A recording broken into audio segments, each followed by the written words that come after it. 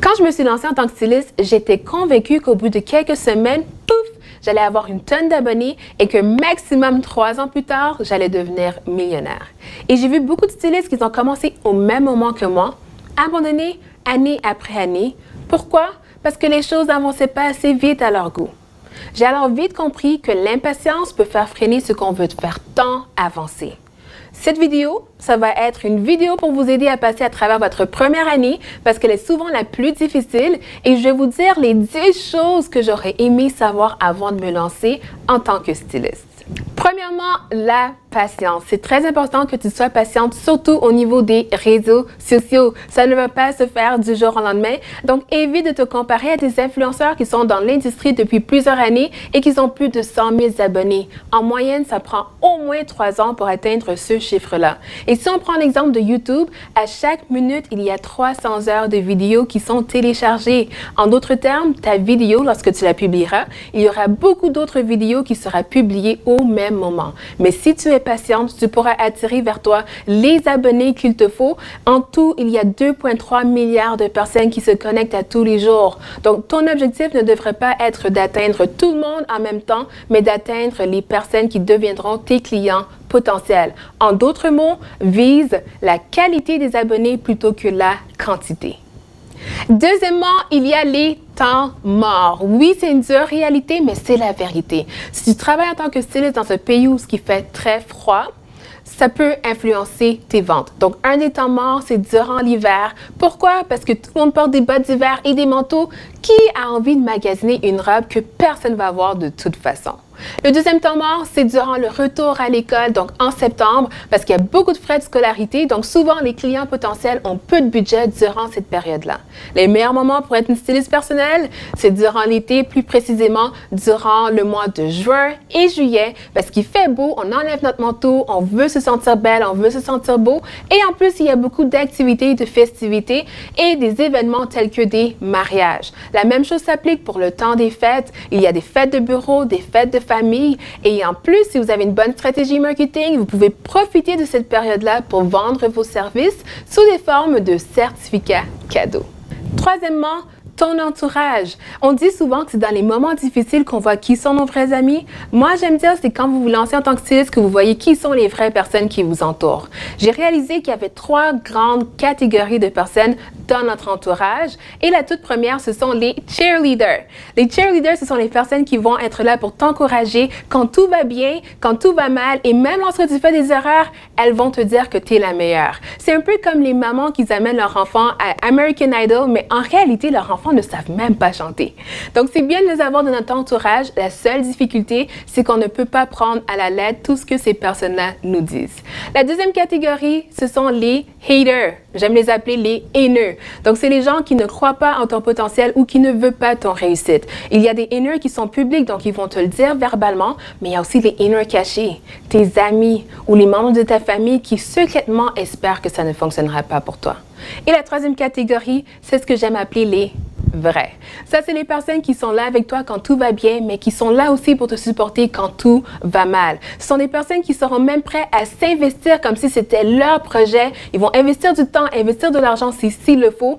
Pourquoi? Parce que ton projet est maintenant rendu leur projet et c'est ces gens-là que tu veux avoir dans ton entourage. Toutes les autres, on les dit quoi? Bye bye. Quatrièmement, le branding. J'ai toujours su que le branding, c'était important, mais je n'avais pas réalisé à quel point jusqu'à ce que je décide de devenir styliste. Le branding, c'est quoi? C'est tout simplement d'utiliser des techniques de communication qu'on utilise généralement avec de grandes entreprises, mais cette fois-ci, on l'applique sur une personne. Ça peut être une personne reconnue comme une personne qui est moins connue, mais l'important, c'est de rendre cohérent son parcours professionnel avec ce qu'on trouve sur Internet. En d'autres termes, quand on tape ton nom sur Google, est-ce qu'on va trouver des photos professionnelles de toi qui ressemblent justement à une styliste ou est-ce qu'au contraire, on va trouver des photos de toi dans un barbecue il y a 5 ans de ça? Alors, le branding, c'est un investissement, mais c'est un investissement qui vaut la peine. Avoir un site professionnel, des cartes d'affaires professionnelles, il faut investir, mais c'est normal. Les 5 premières années en tant que styliste, tu devrais investir au minimum 12 à 20% de ton budget uniquement en branding. Donc, évite d'aller sur des sites Internet pour faire ta propre carte d'affaires parce qu'il n'y a rien de pire que d'avoir une autre styliste qui a exactement la même carte d'affaires que toi. Cinquièmement, ton expertise. Si tu veux être payé pour tes connaissances en tant que styliste, il faut que tu aies beaucoup plus de connaissances que ce qu'on trouve déjà gratuitement sur Internet. En d'autres termes, tu dois avoir des bonnes connaissances au niveau des designers et des boutiques pour commencer. En d'autres termes, il faut savoir ce que la marque veut dégager. Donc, une cliente qui te dit qu'elle veut s'habiller en Chanel, c'est totalement différent d'une cliente qui te dit qu'elle veut s'habiller en Jean-Paul Gaultier. Deuxième chose que tu dois maîtriser, c'est les agencements. Il faut être capable d'agencer les vêtements selon la silhouette de ta cliente potentielle, mais aussi selon les couleurs de son teint.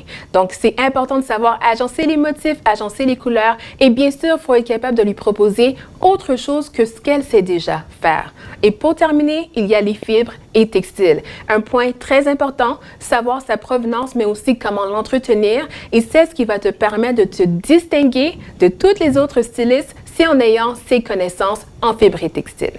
Sixièmement, on parle d'attente salariale. Je donne de la formation pour les gens qui veulent devenir stylistes et une des premières questions que mes étudiants vont me demander, c'est combien charger pour mes services? Bien, la réponse va différer selon l'objectif de la styliste. Il y a 3 critères à laquelle vous devez répondre et la toute première, c'est sélectionner son prix selon sa clientèle cible. Si vous décidez d'aider des adolescents, vous risquez de charger beaucoup moins cher que si vous décidez d'aider des célébrités parce que leur budget et leurs attentes ne seront pas les mêmes.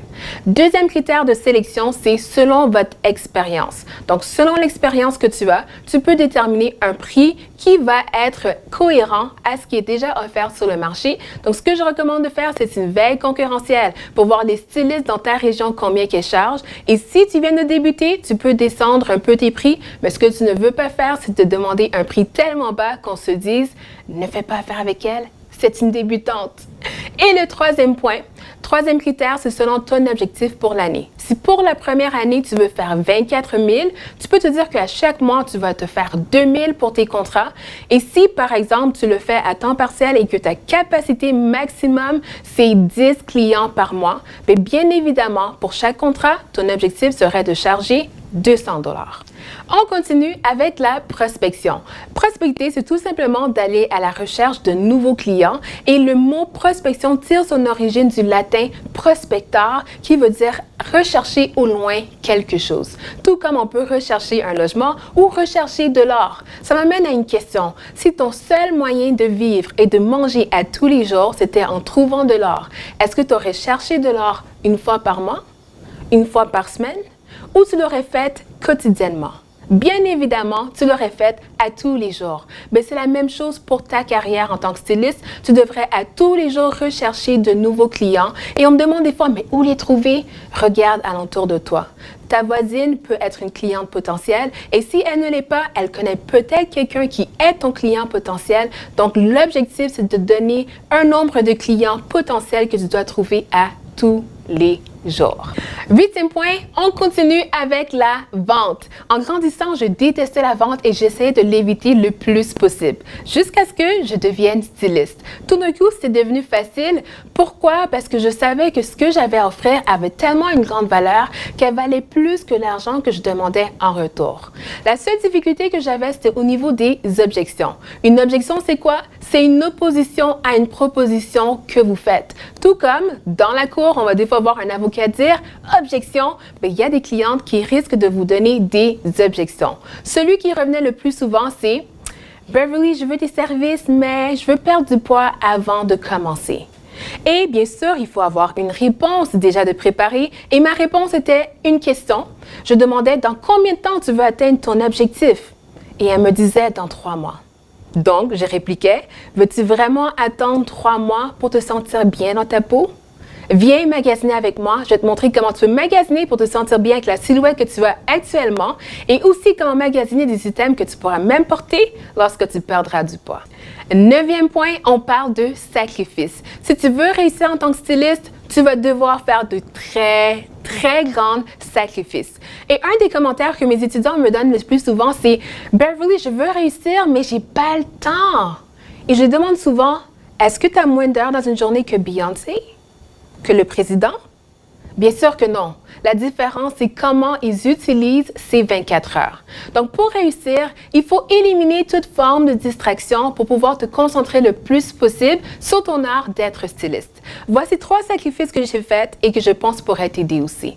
Le tout premier, c'était de me limiter au niveau des réseaux sociaux. Pourquoi? Je passais des journées entières à travailler et à la fin de la journée, j'avais juste fait la moitié de mes tâches. Pourquoi? Parce que j'avais passé la moitié de ma journée sur Facebook en train de regarder des vidéos de chats. J'ai donc décidé d'effacer toutes mes amies sur Facebook pour pouvoir me concentrer sur qu'est-ce que j'avais à faire dans une journée. Deuxième sacrifice que j'ai fait, c'est au courant de la semaine, du lundi au samedi, je ne regarde pas la télé et je n'écoute pas la radio. J'ai remplacé cela par quoi? Par des audios motivationnels et par des vidéos éducatives. Et pour terminer, c'était de limiter mes sorties. Pourquoi? Pour 2 raisons. Premièrement, ça vous permet d'épargner et de dépenser cet argent dans votre branding. Et deuxièmement, c'est pour vous donner plus de temps pour vous concentrer, encore une fois, sur comment vous pouvez devenir la meilleure styliste.